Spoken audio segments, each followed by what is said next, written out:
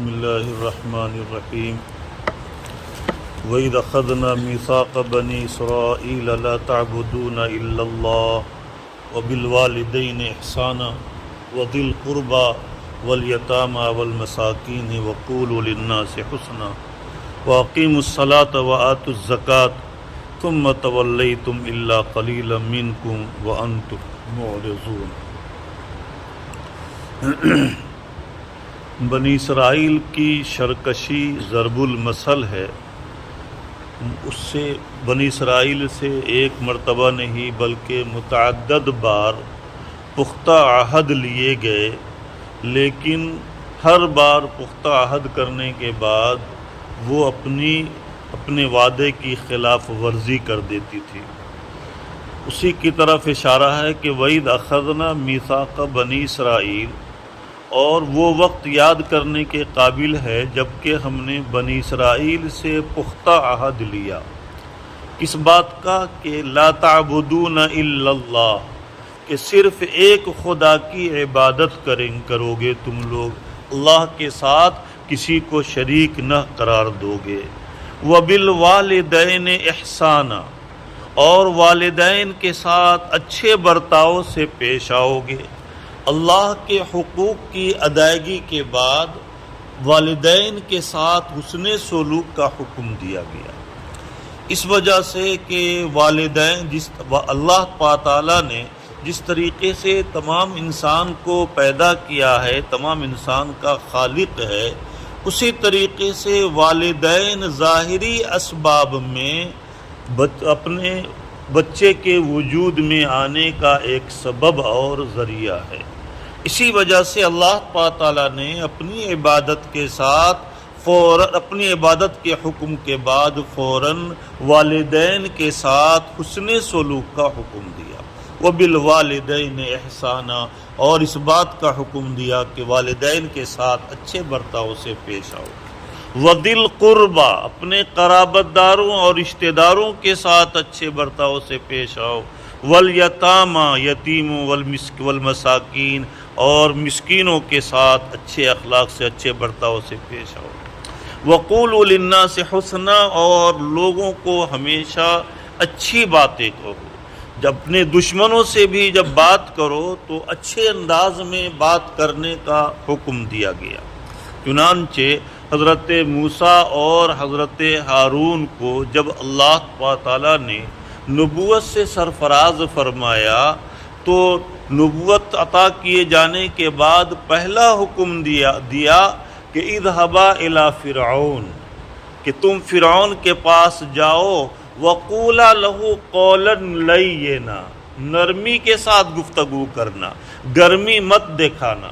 معلوم ہوا کہ اس سے بڑا اللہ کا دشمن کون ہو سکتا ہے کہ اس نے فرعون نے خدائی کا دعویٰ کر دیا تھا، اس کے باوجود جو ہے اس کے سامنے کہا گیا کہ تھوڑا نرمی کا انداز اختیار کرنا۔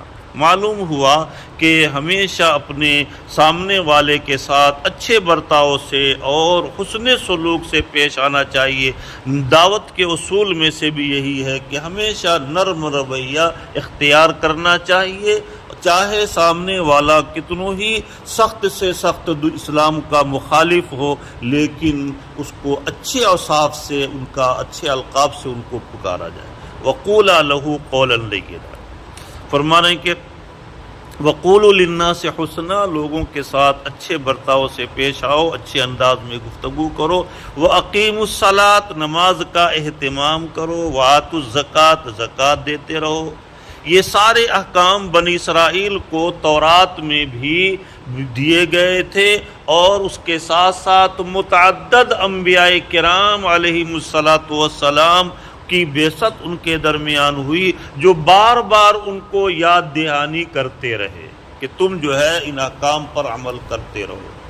ثم تولیتم، لیکن تھی وہ بڑی سرکش کو، ثم تولیتم، پھر تم اس کے بعد تم لوگوں نے اس پختہ عہد کرنے کے باوجود تم لوگوں نے اپنے اس عہد سے روگردانی کیا، تم لوگ اس سے پھر گئے۔ الا قلیلا منکم، البتہ تھوڑے لوگ ایسے تھے جو اپنے عہد پر قائم رہے اور اپنے تورات کے اندر دی ہوئی تعلیمات اور احکام کے مطابق عمل کرتے رہے۔ تھوڑے لوگ تو قائم رہے اس پر، لیکن یہ کہ اکثر لوگوں نے اس سے انحراف کیا۔ وَأَنْتُمْ مُعْرِضُونَ، اس حال میں کہ تم ان تعلیمات سے اعراض کر رہے تھے۔ وَإِذْ أَخَذْنَا مِيثَاقَكُمْ لَا تَسْفِكُونَ دِمَاءَكُمْ وَلَا تُخْرِجُونَ أَنفُسَكُمْ مِنْ دِيَارِكُمْ ثُمَّ أَقْرَرْتُمْ وَأَنْتُمْ تَشْهَدُونَ۔ اس آیت کا پس منظر سمجھنے کے لیے پہلے مدینہ کے حالات کو سمجھنا زیادہ بہتر ہوگا کہ مدینہ کے اندر یہود کی 3 قوم آباد تھی۔ ایک تو بنو قینقاع اور ایک بنو قریظہ اور تیسرے جو ہے بنو نذیر۔ یہ 3 قبیلے یہود کے تھے، اور مدینہ کے اندر مدینہ کے باشندوں کی جو جماعت تھی، مسلمانوں کی جماعت تھی، وہ 2 جماعت مشہور تھی، اوس اور خزرج۔ یہ دونوں قبیلے آپس میں ہمیشہ ایک دوسرے سے لڑتے رہے، اور دونوں ہمیشہ ان کے درمیان حضور پاک صلی اللہ علیہ وسلم کی بعثت سے قبل مسلسل لڑائی اور جنگ ہوتی رہی، اور یہ اللہ کے نبی صلی اللہ علیہ وسلم کی ہجرت سے قبل کا یہ واقعہ ہے۔ اور اوس کے جو حلیف اور اوس کے معاون ساتھ دینے والے بنو قینقاع اور بنو نذیر، اور خزرج کا ساتھ دینے والے بنو قریظہ تھے۔ تو اس طریقے سے جب اوس اور خزرج کی آپس میں لڑائی ہوتی تو کچھ یہودی اوس کے ساتھ ہو جاتے اور کچھ یہودی معاہدے کے مطابق خزرج کے ساتھ ہو جاتے۔ اب ان لوگوں کے درمیان آپس میں جب جنگ ہوتی، لڑائی ہوتی، تو ایک یہودی دوسرے یہودی کو قتل کرتے، ایک یہودی دوسرے یہودی کو قید میں گرفتار کر کے اور اس کے بعد لے کر آتے۔ اس طریقے سے آپس میں ایک دوسرے کا خون بہاتے، جبکہ یہودیوں سے عہد لیا گیا تھا، بنی اسرائیلیوں سے عہد لیا گیا تھا کہ تم آپس میں خون خرابہ نہیں کرو گے، ایک دوسرے کو قتل نہیں کرو گے، ایک دوسرے کا خون نہیں بہاؤ گے، لیکن یہ اس طرح سے گویا کہ جو ہے اپنے بھائی کا، اپنے یہودی کی جماعت کا کو قتل کرتے۔ اس کے بعد جب جو ہے وہ یہودی کی جماعت قیدی کی حیثیت سے گرفتار ہو کر اوس اور خزرج کی جماعت میں سے کسی ایک جماعت میں چلی جاتی تو پھر اس کو فدیہ دے کر چھوڑاتے بھی تھے یہ لوگ، اس وجہ سے کہ بھائی یہ ہمارے قبیلے کا فرد ہے۔ تو یہ کیا ہے کہ بھائی تم جو ہے قتل کرتے وقت تو قتل بھی کرتے ہو، قید بھی کرتے ہو، اور بعد میں پھر اس کو فدیہ دے کر چھوڑا بھی لیتے ہو۔ یہ بعض کتابوں پر تمہارا ایمان ہے، بعض کتابوں پر ایمان نہیں، اسی کی طرف اشارہ کیا جا رہا ہے۔ وَإِذْ أَخَذْنَا مِيثَاقَكُمْ، اور وہ وقت یاد کرنے کے قابل ہے جب کہ ہم نے تم سے پختہ عہد لیا، یعنی یہودیوں سے، لا تسفکون دماءکم، کہ تم لوگ اپنے قبیلے کے فرد کا آپس میں خون نہیں بہاؤ گے، ولا تخرجون انفسکم من دیارکم، اور اپنے قبیلے کے افراد میں سے کسی کو، اپنی جماعت میں سے کسی کو اپنے شہر سے، اپنے ملک سے نہیں نکالو گے، جلا وطن نہیں کرو گے۔ ثم اقررتم، جب تم کو یہ پختہ یہ عہد لیا گیا انبیاء کی تعلیم، انبیاء کے ذریعے سے متعدد بار، تو تم نے اس کا اقرار بھی کیا کہ ہاں ہم ایسا کریں گے۔ وَأَنْتُمْ تَشْهَدُونَ، تم آج بھی اس کی شہادت دے رہے ہو کہ ہاں ہم سے جب عہد لیا گیا تو ہم نے اس کا اقرار کیا، اور ہم نے پختہ عہد لیا کہ جو ہے ہم سے ہمارے انبیاء نے پختہ عہد لیا اور ہم نے پختہ عہد کیا ان کے سامنے۔ ثُمَّ أَنْتُمْ هَؤُلَاءِ تَقْتُلُونَ أَنفُسَكُمْ، پھر تمہارا یہ کیا معاملہ ہے کہ تم آپس میں ایک دوسرے کو قتل کرتے ہو، اپنی جماعت کے فرد کو ہی جب تمہارے سامنے آتا ہے تو قتل کرتے ہو۔ وَتُخْرِجُونَ فَرِيقًا مِّنْكُمْ مِنْ دِيَارِهِمْ، اور تم لوگ اپنی جماعت کے ہی ایک فرد کو ان کو گھروں سے نکال کر جلا وطن کرتے ہو۔ تظاہرون علیہم بالاثم والعدوان، تم ان کے اوپر ظلم، گناہ اور ظلم اور زیادتی کے ذریعے سے غلبہ حاصل کرتے ہو، لڑائی کے میدان میں ایک دوسرے کے اوپر ظلم کرتے ہو، قتل کرتے ہو اور ان کو اپنا قیدی بنا کر گرفتار کر کے لے جاتے ہو۔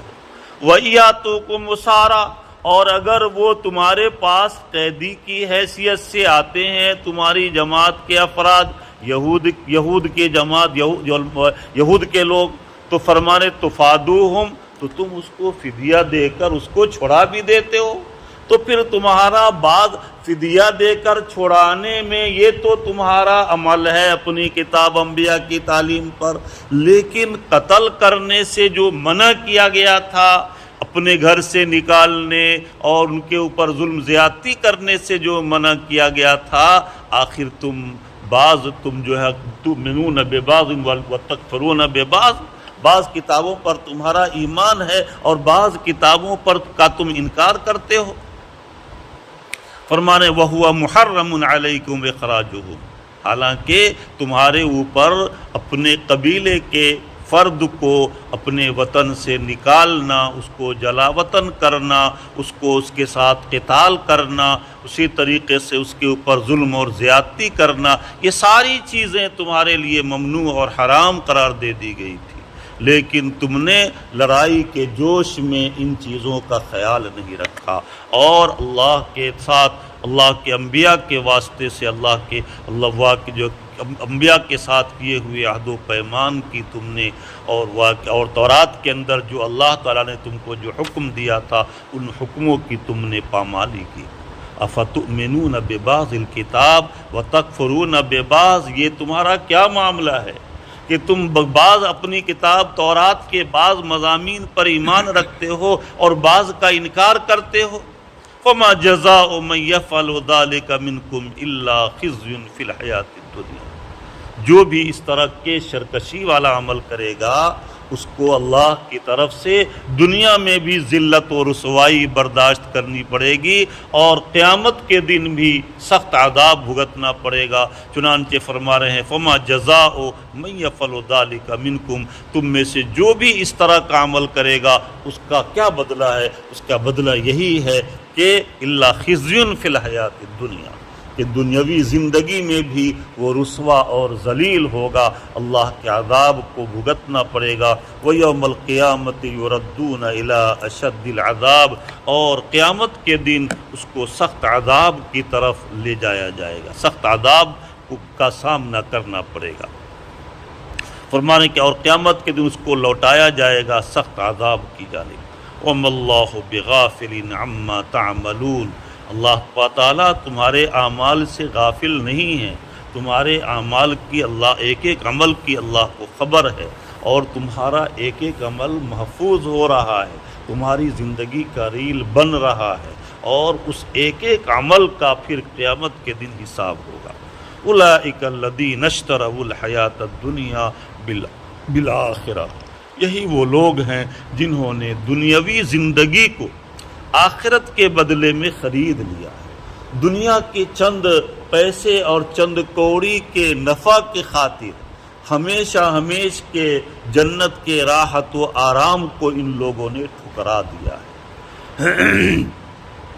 فلا یخفف عنہم العذاب، لہذا ان کے اوپر ذرہ برابر عذاب میں کوئی تخفیف نہیں ہوگی قیامت کے دن، بلکہ انتہائی سخت عذاب دیا جائے گا، اس وجہ سے کہ انہوں نے دنیا کے معمولی دولت اور دنیا کے معمولی نفع کی خاطر ہمیشہ کے آخرت کے آرام کو ٹھکرا دیا، اور انہوں نے دنیاوی چند دنوں کے نفع کی خاطر، اسی وجہ سے اللہ تعالیٰ ان کو سخت عذاب میں مبتلا فرمائیں گے۔ فلا یخفف عنہم العذاب، لہذا ان کے اوپر ان سے عذاب میں ذرہ برابر تخفیف نہیں ہوگی، بلکہ انتہائی سخت عذاب ہوگا۔ ولا هم ینصرون، اور ان کی مدد بھی نہیں کی جائے گی، بلکہ ہمیشہ اپنی سرکشی کی بنا پر ہمیشہ جہنم کے عذاب میں جلتے رہیں گے۔ یہود کی جماعت بڑی سرکش قوم تھی، اسی وجہ سے اللہ پاک تعالیٰ نے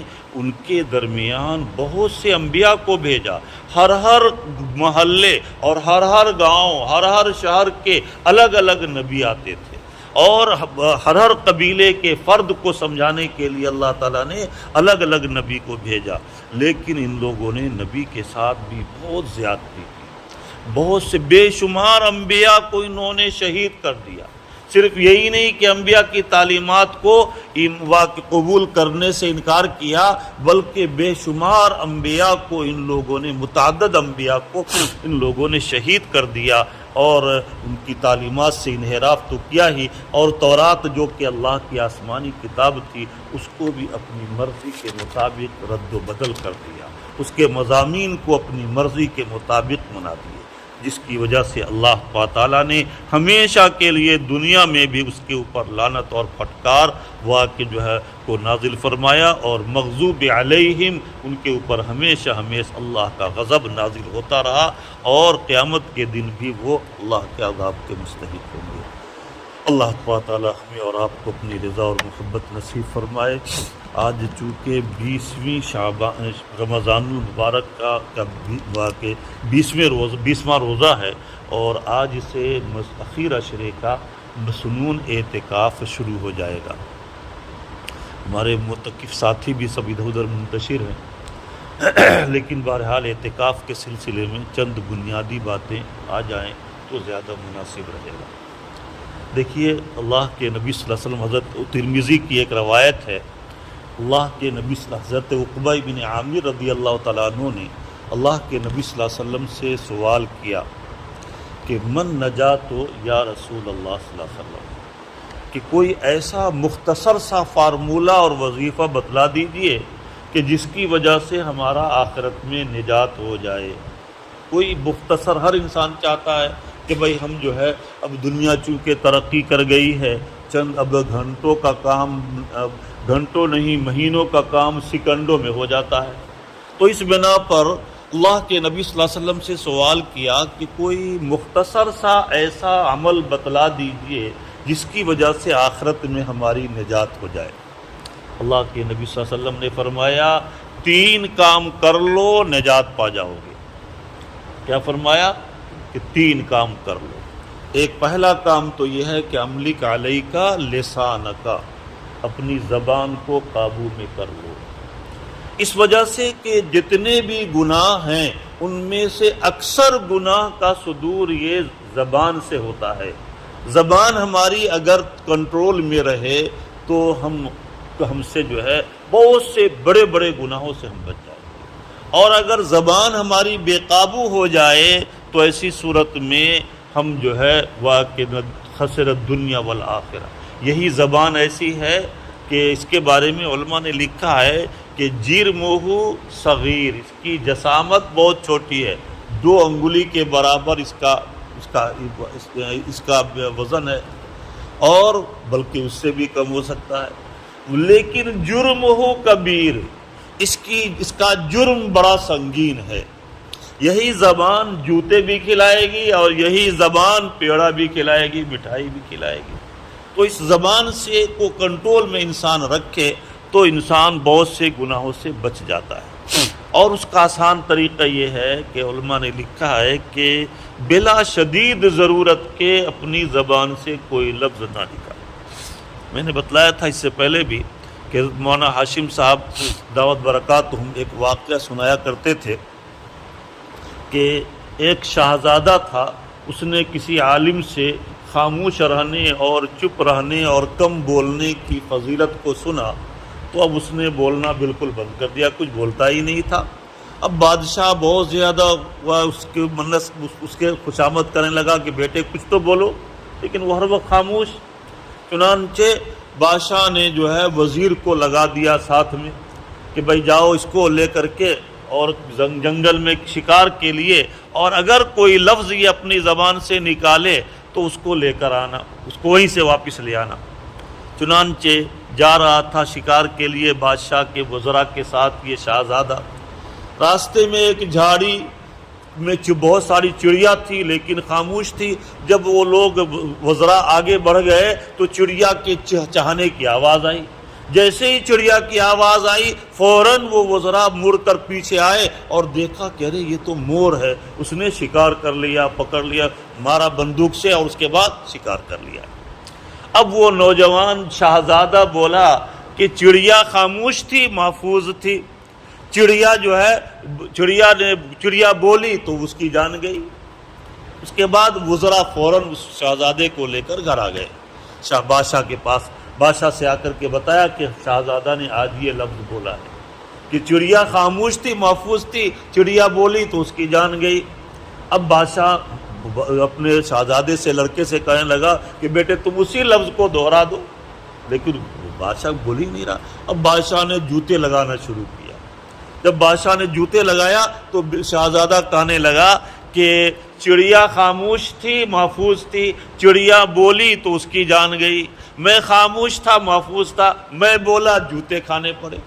معلوم ہوا کہ انسان جتنا کم بولے اتنا ہی عافیت ہے. اس وجہ سے کہ زیادہ انسان جب بولتا ہے تو بہت سے الفاظ اپنی زبان سے ایسا نکال دیتا ہے کہ جس کی وجہ سے وہ اپنے نام اعمال میں بہت سارے گناہوں کا بوجھ لکھ لیتا ہے. چنانچہ حدیث میں یہ بیان کیا، املک علیک لسانک، اپنی زبان کو خاموش رکھو. فتاوی رحیمیہ کی غالباً دوسری جلد میں ایک حدیث نقل کیا ہے مفتی عبدالرحیم صاحب لاجپوری نوّر اللہ مرقدہ نے. اس میں یہ ہے کہ جب کوئی اللہ کا بندہ مسجد میں بیٹھ کر کوئی دنیاوی گفتگو کرتا ہے، کوئی دنیاوی گفتگو، کوئی اگر کوئی مسئلہ پوچھ لیا تو دینی گفتگو اور دینی معاملات میں کوئی مسئلہ نہیں، لیکن دنیاوی گفتگو اگر کرتا ہے مسجد میں بیٹھ کر تو اللہ کے فرشتے اس کو کہتے ہیں اسکت یا حبیب اللہ، اے اللہ کے محبوب بندے، دوست، خاموش ہو جاؤ. مسجد باتیں کرنے کی جگہ نہیں ہے، مسجد اللہ کی عبادت کی جگہ ہے، لہذا یہاں باتیں مت کرو. محبت کے انداز میں سمجھاتے ہیں. لیکن اس کے باوجود جب بندہ نہیں سمجھتا، نہیں مانتا، تو پھر اللہ کے فرشتوں کو تھوڑا غصہ آتا ہے اور اس کے بعد وہ اللہ کے فرشتے غصے میں آ کے کہتے ہیں اس کو تو یا عدو اللہ، اللہ کے دشمن، خاموش ہو جاؤ. تم کو میں بار بار منع کر رہا ہوں کہ مسجد میں دنیاوی باتیں درست نہیں، جائز نہیں ہے، تم باتیں کر رہے ہو. تو اس کے بعد بھی اگر نہیں مانتا بندہ تو اللہ کے فرشتوں کو اور زیادہ غصہ آ جاتا ہے اور وہ کہتے ہیں اسکت یا بغیض اللہ لعنت اللہ علیک والناس اجمعین، اللہ کے مبغوض بندے جس پر اللہ کا غضب نازل ہوا، خاموش ہو جاؤ، تمہارے اوپر اللہ کی لعنت، اللہ کے فرشتوں کی لعنت اور تمام انسانوں کی لعنت. اب سوال خان صاحب یہ کہیں گے کہ میں نے ایسا کبھی اعلان تو سنا نہیں، مسجد میں بہت سی مرتبہ باتیں کرتے ہیں لیکن ایسا تو کبھی ہم نے سنا نہیں. تو اس کا جواب یہ ہے کہ بہت ساری چیزیں ایسی ہیں جن کے وجود کے ہم قائل ہیں لیکن دیکھتے نہیں. یہاں جناتوں کے وجود کے قائل ہیں لیکن جنات کو ہم کبھی دیکھے نہیں. اب خان صاحب نے دیکھا ہو کبھی وہ الگ مسئلہ ہے، لیکن ہم لوگوں نے نہیں دیکھا. اسی طریقے سے بہت ساری چیزوں کو ہم دیکھتے نہیں ہیں لیکن ہم اس کے وجود کے قائل ہیں. اسی طریقے سے نبی صادق نے یہ فرمایا ہے، اللہ کے نبی صلی اللہ علیہ وسلم نے یہ خبر دیا ہے، لہذا یہ کبھی غلط نہیں ہو سکتا. لیکن فرشتوں کی گفتگو کو ہم اپنے اس کان سے نہیں سن سکتے. اللہ تعالیٰ نے اس کان میں یہ صلاحیت نہیں دی ہے، یہ دل سے ہم سنتے ہیں. اسی وجہ سے جب اس طرح کی حدیث جب ہمارے سامنے آ جاتی ہے تو فوراً دل میں اس کا استحضار ہو جاتا ہے. تو بہرحال جب ہم اعتکاف کریں گے تو اعتکاف کی برکت سے ہماری زبان بھی انشاءاللہ 10 دن تک کنٹرول میں رہے گی اور بے لگام قینچی کی طرح سے نہیں چلے گی. تو گویا کہ اس حدیث پر کے ایک جملے پر عمل اس طرح سے اعتکاف کی برکت سے ہو جائے گا. دوسرا جملہ کیا ہے؟ دوسرا عمل فرمایا کہ عملی کا وَلْيَسَعْكَ بَيْتُكَ، تمہارا گھر تمہارے لیے کشادہ ہو.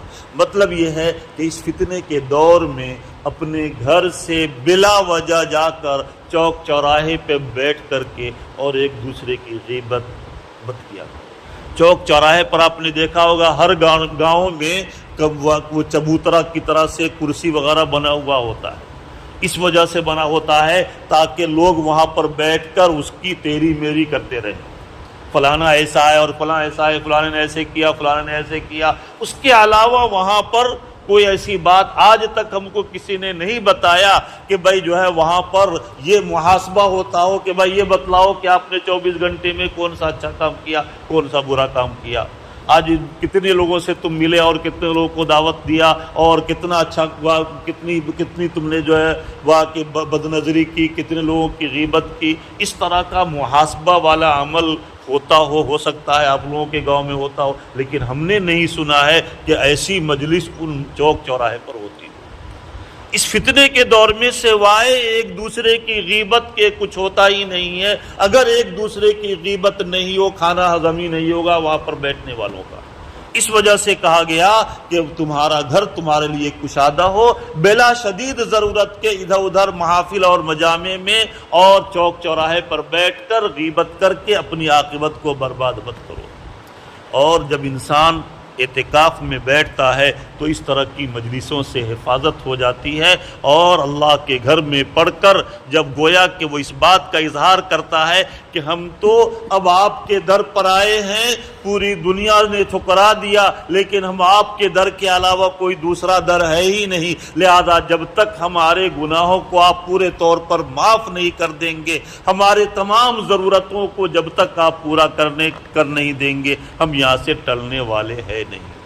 گویا کہ جب دنیا کے کسی بڑے سیٹھ کے یہاں انسان جاتا ہے اور دروازے پر پڑ جاتا ہے کہ ہم کو آپ جب تک دیں گے نہیں میں تو جاؤں گا ہی نہیں، وہ بھی مجبور ہو کر دے دیتا ہے۔ اور یہاں تو ہمارے جو ہے پروردگار جو ہے ایسے کریم داتا ہے کہ وہ دینے کے لیے بہانہ ڈھونڈتے ہیں۔ تو اس بنا پر انسان جب 10 دن اعتکاف کی نیت سے بیٹھ جائے تو پھر گویا کہ اس حدیث کے دوسرے نسخے پر اس طور پر عمل ہو جاتا ہے۔ تیسرا جملہ ہے حدیث کا، وَابْكِ عَلَىٰ خَطِيئَتِكَ، اپنے گناہوں پہ روتے رہو۔ چنانچہ اپنے یہاں جب انسان اعتکاف کی حالت میں بیٹھتا ہے تو اپنے غلطی کا، اپنے پچھلے گناہوں کا استحضار بھی ہوتا ہے، اور پھر اس گناہوں پر ندامت، شرمندگی بھی، اور پھر اللہ کی بارگاہ میں سچے دل سے توبہ بھی کرتا ہے کہ اللہ ہم سے اب تک جو کچھ بھی گناہ ہوتے رہے، ہم لاؤبالی پن میں، ہم غفلت میں تیری نافرمانی کرتے رہے اور تیرے حکم کی خلاف ورزی کرتے رہے، ہم آج پکے سچے دل سے توبہ کرتے ہیں، ہمارے تمام گناہوں کو معاف کر دے۔ تو جب انسان اللہ کی بارگاہ میں 3 شرائط کے ساتھ جب توبہ کرتا ہے، اللہ تعالیٰ اس کی توبہ کو قبول فرما لیا کرتے ہیں۔ 3 شرائط، پہلی شرط تو یہ ہے کہ جس گناہ سے توبہ کر رہا ہے اس گناہ کو چھوڑ دے، اور دوسری شرط یہ ہے کہ وہ دل میں ندامت اور شرمندگی ہو کہ اتنے بڑے آقا کے ہم نے حکم کو توڑا اور اس کی خلاف ورزی کی، اور تیسری شرط یہ ہے کہ بالکل عزم بالجزم پختہ ارادہ کرے کہ چاہے جیسے بھی حالات ہمارے اوپر پیش آ جائیں ہم آئندہ کبھی بھی اس جیسے گناہوں کا ارتکاب نہیں کریں گے۔ تو ان 3 جو ہے شرائط کے استحضار کے ساتھ جب بندہ اللہ کی بارگاہ میں توبہ کرتا ہے تو ایسی صورت میں اللہ تعالیٰ اس کے گناہوں کو اس طرح سے پاک صاف، گناہوں سے پاک صاف کر دیتے ہیں کہ اعتکاف کرنے والوں کے بارے میں فرمایا اللہ کے نبی نے کہ وہ اپنے گناہوں سے ایسا پاک صاف ہو جاتا ہے کہ یومن ولدت ہو امہ، جیسا کہ بچہ اپنی ماں کے پیٹ سے پیدا ہوتا ہے تو وہ بالکل معصوم، گناہوں سے، ہر طرح کے گناہوں سے پاک صاف ہوتا ہے، کوئی گناہ اس کے نام اعمال میں نہیں لکھا ہوا ہوتا۔ اللہ تعالیٰ اگر تمام آداب کی رعایت کرتے ہوئے اعتکاف کرتا ہے تو اللہ تعالیٰ اعتکاف کی برکت سے بھی وہ تمام گناہ، پچھلے تمام گناہ معاف ہو جاتے ہیں، نام اعمال سے مٹا لیے جاتے ہیں۔ لیکن وہی گناہ جو حقوق اللہ کی قبیل سے، حقوق اللہ کی قبیل میں سے بھی جو گناہ ہمارے ایسے ہیں جیسے ہم نے نماز چھوڑ دیا ہے، ہم نے پچھلی زکوٰۃ پچھلے کئی سالوں سے زکوٰۃ نہیں دیا، تو پھر اس کو تو کرنا ہی پڑے گا، اس کی تلافی کرنے کے لیے اس کو ادا کرنا ضروری ہے۔ اسی طریقے سے حقوق العباد میں سے بھی جن لوگوں کا ہم نے حق دبایا ہے اس کو دینا ضروری ہے، تب معافی ہوگی، اس کے بغیر معافی نہیں ہوگی۔ میں نے اس سے پہلے ایک واقعہ بتایا تھا، مفتی سعید صاحب پالن پوری، بعد میں پھر کسی موقع پر خلاصہ اشارہ کر دیتے ہیں کہ مفتی سعید صاحب پالن پوری نور اللہ مرقدہ گئے تھے دلی میں کچھ پیپر لینے کے لیے اپنے پریس کے لیے، تو کوئی ہندو جو ہے کاغذ والا تھا، لالا جی سے مشہور تھا، تو اس سے اس نے کہا کہ میں نے خواب دیکھا ہے، اس خواب کی تعبیر، خواب کا مطلب کیا ہوا وہ بتلا دیجیے۔